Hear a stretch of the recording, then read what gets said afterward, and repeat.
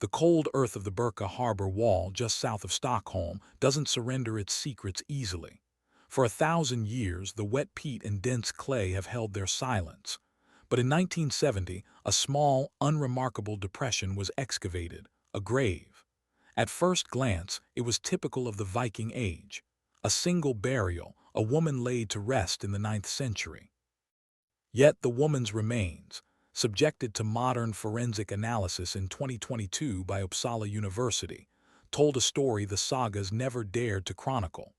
Her bones were cursed with a strange, systematic pattern of damage. A clean, surgical cut to the clavicle, scarring on the pubic bone inconsistent with childbirth or disease, but eerily similar to trauma markers found on ritual sacrifice remains. And in the soil around her skull, a cluster of iron rings, not jewelry but shackles. We are sold the myth of the Viking man, explorer, warrior, master of his destiny and the lives around him. The runes on the memorial stones speak of Drengr, of the worthy, honorable man. The sagas, written centuries later, echo this triumphant, masculine narrative of conquest and power projection. They detail the great Althing gatherings, the oaths sworn on silver rings, and the longships that brought fire to the Christian world. But almost nobody talks about the hidden infrastructure of this power. The truth lies not in the triumphant poetry of the skalds, but in the silent evidence of deviant burials and the precise, macabre detail of trade documents found in the furthest corners of the Norse world. The Vikings believed they had industrialized domination, turning the subjugation of women into both a religious act and a commercial enterprise. They thought they could control the very nature of captured life. But the forensic evidence, slowly unearthed, suggests that fate, that primal, terrifying force of the pagan North, had a final, bitter joke to play. The great heathen army, Mikihera, arrives in England in 865 AD. It is not an invasion force of opportunistic raiders, but a cohesive army of occupation. Their goal is not plunder, but permanent settlement. And central to this plan was the psychological conquest of the native population. When Norse armies took a settlement, the fighting stopped, but the ritual began. Chroniclers, Anglo-Saxon and Frankish, used vague, terrified language to describe the fate of captured women. Unspeakable acts, great dishonor, violations against God and nature. But the forensic reports from the mass graves at Repton and Torksey in the Danelaw offer a terrifying translation. At Repton, in a mass grave containing 274 skeletons, a small number of female remains were analyzed by Dr. Julian Richards' team in the 1980s and re-examined in 2017. Their findings, published in Medieval Archaeology, documented pelvic and cranial trauma inconsistent with battle. These were not random acts of brutality. They bore the signature of systematic abuse. Specific cuts on the skulls matched descriptions of ritual scarification from Islamic accounts of the ruse on the Volga. The bodies were arranged, not casually thrown, but deliberately positioned in patterns that mirrored contemporary accounts of Norse victory rites.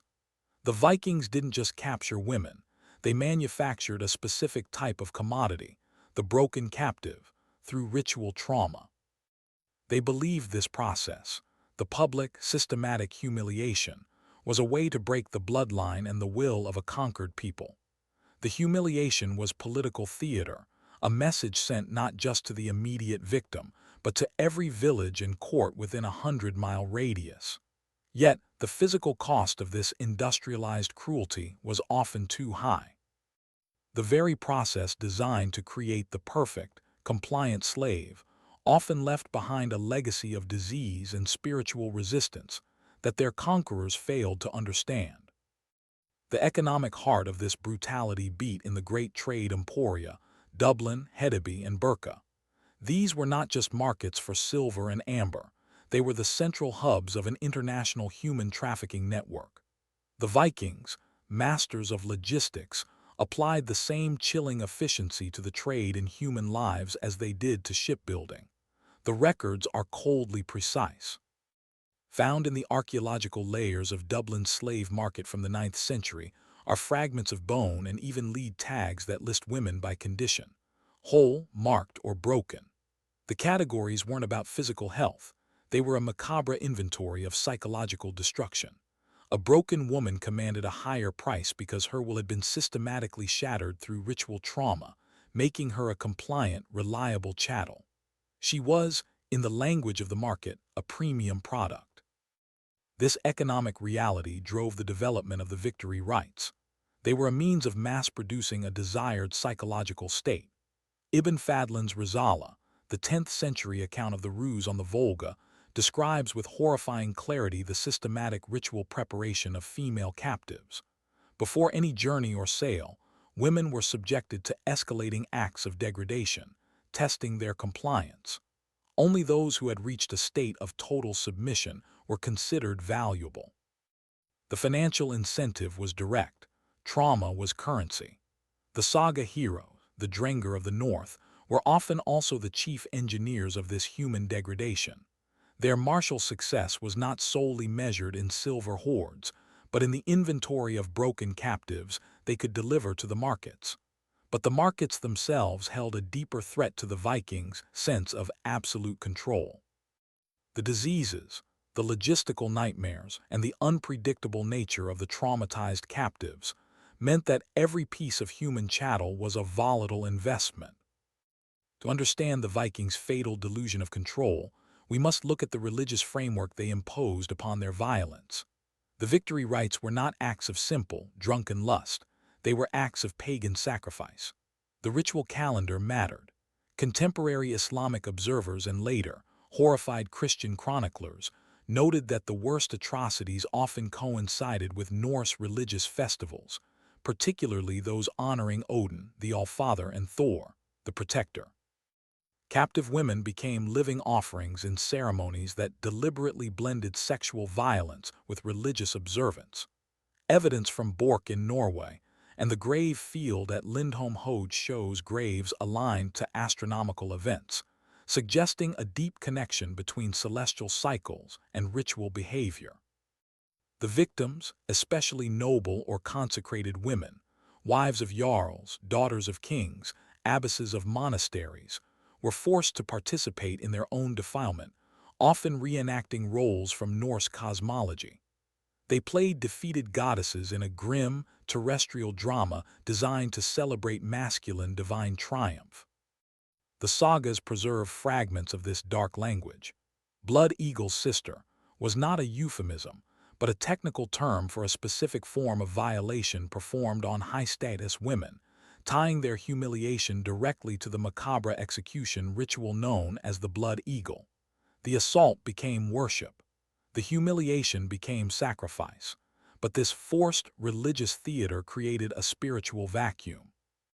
When the Norse power eventually receded, these heavily traumatized areas, particularly the monasteries and high-status settlements, showed the fastest and most zealous adoption of Christianity, suggesting that the very brutality intended to cement Norse pagan dominance inadvertently paved the way for its spiritual collapse. The victims, in their suffering, found a new faith that would outlive their tormentors. The physical evidence for these ritual violations is preserved in the silence of bone. At the Coppergate excavation in York, Jorvik, a site central to the Danelaw, archaeologists found post holes in a regular pattern that suggests staging areas where captives were displayed. More chilling were the engineered drainage channels, clearly designed to handle large volumes of liquid, not just the blood of slaughtered animals, but the bodily fluids associated with mass sexual assault. This was the architecture of humiliation, purpose-built infrastructure for human degradation. A 2023 study by Dr. Katrin Jarman on remains from multiple Viking Age graves across England, Ireland, and Scotland confirmed a pattern of specific, healed fractures on female remains, suggesting prolonged captivity and systematic abuse over time, distinct from single-event battle injuries. The bone chemistry reveals the physical toll. Dental wear indicates periods of controlled starvation, a method to weaken resistance and enhance compliance before ritual breaking. The Vikings, in their macabre efficiency, possessed a sophisticated, almost medical understanding of how to use physical and psychological trauma to manufacture docility. The tools of subjugation, now unearthed and categorized, tell their own story. Iron collars with Norse runic inscriptions have been found across northern Europe. Chains, specifically engineered for human transport, and branding irons that left marks matching those described in contemporary accounts, were all part of the merchant's inventory. The Vikings didn't merely enslave, they industrialized human degradation with the same focused skill they applied to crafting a longship. Yet, the trauma itself was a ticking clock. The chronic physical and mental stress ensured that their prized, broken commodity often proved to be a frail, short-lived investment, collapsing their carefully constructed economic model of subjugation from within. The cursed legacy of this systematic cruelty is woven into the very language of the medieval period.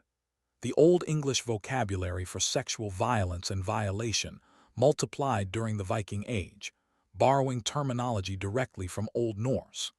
Legal documents from the period suddenly introduced new, specific categories of compensation for crimes that had not previously required such granular definition. The brutality was so systematic, so novel to the Anglo-Saxon legal mind, that it literally changed the language of the law. Beyond the legal codes, the trauma found its way into literature. Anglo-Saxon poetry contains veiled, coded references to wolf shame and raven sorrow, euphemisms for the fate awaiting women in captured settlements. These literary fragments suggest that the knowledge of the Norse victory rites spread far beyond the immediate victims, creating a pervasive terror that weakened resistance before a single shield wall could clash. The psychological warfare was successful, but it produced an unexpected byproduct: a lasting cultural memory of Viking depravity that would color later, Christian-era accounts of the Northmen. The sagas, written in Iceland centuries after the events, often softened or omitted the most gruesome details of the ritual violations, replacing them with tales of shield maidens and honorable, if brutal, combat. The later authors sought to create a noble, if flawed, ancestry. But the unearthed legal texts and the bone evidence act as a grim, forensic counter-narrative, proving that the reality was far more macabre than the later legends admitted. The true Viking legacy is written in the blood of the Forsaken. One of the most perplexing archaeological finds speaks volumes about the Forsaken women, the grave sites at Winchester, and the recent 2019 discovery near Dublin Castle. Beneath the cathedral at Winchester, a mass burial from the late 9th century contained 43 skeletons, all female. Forensic analysis by Professor Dawn Hadley showed evidence of violent death preceded by systematic abuse. Their remains were deliberately arranged in patterns that eerily mirrored descriptions of Norse victory displays. These women died as trophies. Their bodies, positioned to send a message, were intended to last 1,000 years. The Dublin Castle discovery was even more precise. Carbon dating placed the mass grave in the 9th century, a time of intense Norse control of the city. DNA analysis showed the remains belonged to women from across the British Isles, England, Scotland, Wales, and Ireland. They had been collected, held for months, confirmed by bone chemistry showing dietary changes, and then killed and buried in positions matching ritual humiliation accounts. The final, damning piece of evidence was a lead tablet with Norse runes found near the remains, listing each woman by origin, name, and chillingly, the specific humiliation rites performed before their deaths. This was not chaos. It was a curated exhibition of power. The Vikings sought to immortalize their dominance, believing that the arrangement of the bodies and the precise accounting of the trauma would cement their control for generations. Yet, the same cold earth that held their trophies also preserved the evidence that ultimately indicts them, turning their final statement of power into a macabre historical indictment. The question of the blood eagle, the most macabre of all alleged Norse execution rituals, often dominates discussions of Viking brutality. The sagas, particularly Orkneyinga saga and Heimskringla, describe it as a ritual of excruciating sacrifice, where the victim's ribs were severed from the spine and lungs pulled out to resemble the wings of an eagle. While the archaeological evidence for the male blood eagle is still debated, the concept of ritual violation as a form of blood eagle's sister is supported by forensic and textual evidence. The saga term, a euphemism for a specific, high-status violation, suggests a corresponding female-focused ritual designed to inflict psychological and spiritual, rather than purely physical, death. Professor Roberta Frank's work on the historicity of the blood eagle often concludes that the male version may be literary invention based on misinterpretation of Old Norse poetry. However, the evidence from the mass graves, the cuts on the skulls, the pelvic trauma, the ritualized positioning, suggests that the intent of the blood eagle, a spectacular, religiously charged execution, was fully realized in the systemic degradation of captive women. The goal was to destroy the victim's hamingja, their personal luck or spiritual power, before a viewing audience. In this sense, the forced reenactment of defeated goddesses in pagan ceremonies was a successful, functional ritual. The Vikings, in their desperate need to control the uncontrollable forces of fate, attempted to harness the spiritual power of their victims through sacrifice. If you value histories pulled from bones and runes rather than myth, subscribe now, because what follows will change how you hear the sagas. It's the best way to support this deep forensic dive into the Viking Age. The pagan worldview of the Vikings was one dominated by fate, weird, a dark, inescapable web that bound gods and men alike. The Althing, the great law assembly of the Norse world, attempted to legislate against weird but ultimately acknowledged its supremacy. The systematic humiliation of women through the victory rites can be seen as a desperate attempt to manipulate this elemental force. By publicly and ritually shamming the women of a conquered settlement, the bearers of the next generation, the Vikings believed they were breaking the weird of that enemy lineage. They sought to substitute the enemy's destiny with their own dominant Norse fate. This required a calculated, almost scientific approach to trauma. Archaeological metallurgy from sites like Jarleshof in Shetland and Staria Ladoga on the Volga reveals purpose-built facilities for captive processing, stone-lined pits for restraints, specialized drainage systems for washing large numbers of people, and storage areas for the iron collars and shackles found throughout the sites. This infrastructure was not for simple holding. It was for the industrialized manufacture of broken wills. The training of warriors included instruction in these mind-breaking arts, mentioned in fragments of the later sagas, taught alongside weapon skills. These were not random acts of brutality, but learned, systematized techniques. Yet, fate had its final, ironic revenge. Genetic analysis of medieval populations in heavily raided areas shows a rapid introduction of Norse Y chromosome markers, male, but a relatively slow spread of Norse mitochondrial DNA, female.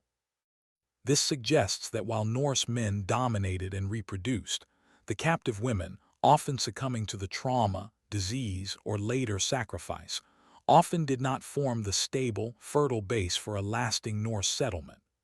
The fate of the conquered women proved more resilient and ultimately more sterile for the conquerors than the Vikings could have ever controlled. The role of Norse women in this system of control is a deeply troubling ambiguity within the archaeology. While the narrative is often focused on the male warrior, evidence from Birka and later graves in Gotland suggests that the ritual of subjugation was not exclusively a male domain.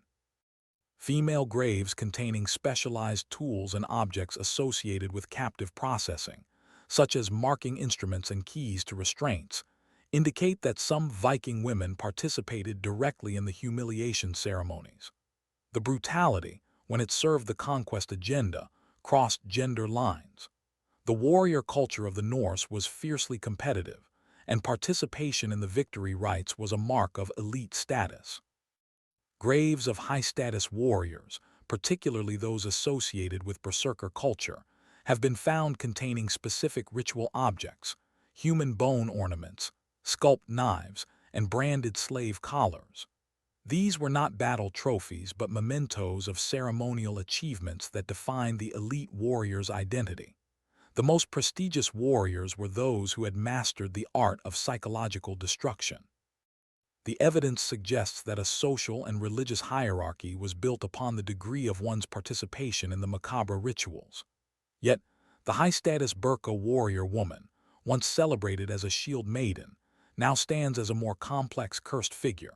Her participation in the system of human degradation complicates the simple narrative of female empowerment in the Viking Age. She was, perhaps, both subject to and enforcer of the brutal logic of power projection. Her unearthed remains, a fusion of status and subjugation tools, forces us to confront the true extent of the cultural sickness that fueled the expansion of the Norse world. The forensic evidence of disease within the processing centers reveals the system's fatal flaw. The mass importation of traumatized, often starved, captives from across the British Isles and continental Europe into the densely populated, unsanitary Viking Age ports created breeding grounds for epidemic disease. Excavations at Hedeby revealed drainage systems that, while vast, were ultimately overwhelmed. Bone chemistry analysis from later burials in Jorvik and Dublin shows patterns of severe malnutrition followed by sudden, systemic infection among the slave population. The economic model, the manufacture of the broken, compliant slave, was counteracted by a biological reality. The same women whose spirits had been shattered often became carriers of diseases that spread back into the Norse settlements. The Vikings' own obsession with systematized cruelty inadvertently introduced a form of biological warfare against themselves. The Old Norse term draugr refers to the walking dead, the restless spirits bound to their graves. The victims of the victory rites, in a sense, became draugr of a different kind. Their trauma and disease, bound to the very trade routes and settlements that the Norse had established, became a spiritual and physical blight that undermined the stability of the Danelaw and the Western settlements. The sagas focus on the warriors who fell in glorious battle, but the true unseen death toll, the quiet collapse of the Viking Age project, may have been due to the diseases carried by the very people they sought to control. The linguistic traces of this breakdown are found in the later legal documents of the Norse colonies. The Icelandic Commonwealth, founded on the principles established at the Thingvellir Althing, inherited the social structures of the Viking Age but attempted to temper its excesses. The Grágás Grey Goose laws, the medieval law code of Iceland, contains detailed sections on slavery, differentiating between slaves captured in war and those born into slavery. Crucially, the codes began to place legal limits on the brutal physical and ritual treatment of slaves, offering a rudimentary framework for legal recourse against abuse. This legal evolution was not born of sudden humanitarianism, but of necessity. The systematized brutality, the victory rites, that worked in the chaos of the raiding period became socially and economically disruptive in a settled colonial environment. The market for the broken slave diminished as settled communities needed skilled, functional laborers, not traumatized commodities. The sacrifice and execution of captives, once a ritual cornerstone of military success, became an economic liability and a source of internal instability. The transition from Viking Age to medieval society, visible in the law codes, marks the moment when the pragmatic, economic dimension of control finally superseded the pagan, ritual dimension. The Vikings didn't abandon their brutality because they found God. They abandoned the worst of their ritual cruelty because it was no longer profitable. But the memory, enshrined in the emerging law, provides a chilling baseline for what was considered normal in the preceding centuries. The geographical scope of the trauma is revealed by isotope analysis of the teeth and bones. Women buried at York during the high point of the Danelaw originated from Scotland, Ireland, and continental Europe. This was not localized violence. The Vikings operated an international trafficking network that moved traumatized human beings across vast distances, treating captives with the same precision as other trade goods like ivory or amber. Constantinople's slave markets, far to the east, received Varangian processed women, captives who had undergone specific breaking procedures that were so systematized they became a recognized commercial category in Byzantine trade documentation. The trauma, in other words, became a brand, an assurance of a certain level of compliance. The Vikings' network of control was global, an interconnected system of humiliation and trade. But this global network also ensured that the seeds of their own destruction were widely scattered. The cultural memory of their unique brutality spread as widely as their trade goods. Anglo-Saxon poetry, Frankish annals, and Byzantine records all share a common, terrified thread about the unspeakable acts committed by the Northmen. This terror, initially a powerful tool of psychological warfare, eventually solidified into a pan-European resistance, providing a powerful unifying element for the emerging Christian kingdoms. The Vikings' own reputation for macabre, ritualized cruelty was one of the key factors that galvanized the Christian world against them, transforming scattered resistance into a cohesive counterforce that would ultimately halt their expansion. The final, chilling echoes of this control system are found in the structures themselves. At a recently unearthed Norse base in the Orkney Islands, excavated in 2021 by the University of the Highlands and Islands, archaeologists uncovered purpose-built assault chambers, stone rooms with drainage, restraint points, and most disturbing, viewing galleries. This was the architecture of humiliation, designed to maximize psychological impact while efficiently processing large numbers of captives. It confirms the deliberate, industrialized nature of the victory rites. The violence was meant to be seen, to be witnessed, by both the victim and the victimizers, cementing the power dynamic through shared macabre spectacle. But the chamber itself is a paradox. It represents the peak of the Vikings' attempt at total control, the perfect engineered environment for breaking the spirit. Yet, to build it, they had to expose their internal structure, their motives, and their methods to the cold earth. They had to commit their intent to stone and drainage, leaving an unambiguous archaeological signature. The very act of attempting perfect, industrialized control guaranteed that the evidence of their crimes would survive the sagas, the runestones, and the collapse of their empire. The chamber, designed for silence and subjugation, now speaks in the loudest, most forensic voice, a permanent, cursed reminder of the depths of their calculated brutality. The Viking thought he could control the women he captured, that through ritual and execution, through the macabre theater of the victory rites, he could dictate their fate and, by extension, the fate of the conquered people. But the final word belongs to the bone. The unearthed skeletal remains, with their precise trauma markers, their foreign isotopes, and their final, deliberate arrangements, do not speak of Viking triumph. They speak of a system that was biologically volatile, economically self-defeating, and spiritually corrosive. The women who survived often carried back to their communities, not submission, but an unyielding spiritual vacuum that was quickly filled by a new, ascendant faith. Those who succumbed left behind a forensic record that is now, a millennium later, meticulously pieced together. The Vikings' attempt to manage fate through sacrifice and industrialized cruelty failed. The cold earth has kept its records, and those records, the lead tags from Dublin, the drainage channels of York, the assault chamber in Orkney, reveal that their meticulously planned program of subjugation was, in the grand, sweeping arc of history, a profound, self-defeating delusion. The silence of the graves is the loudest voice in this story, a permanent indictment that no saga, no runestone, no act of power projection could ever erase. The Vikings thought they were masters of fate. They were merely its temporary, bloody agents.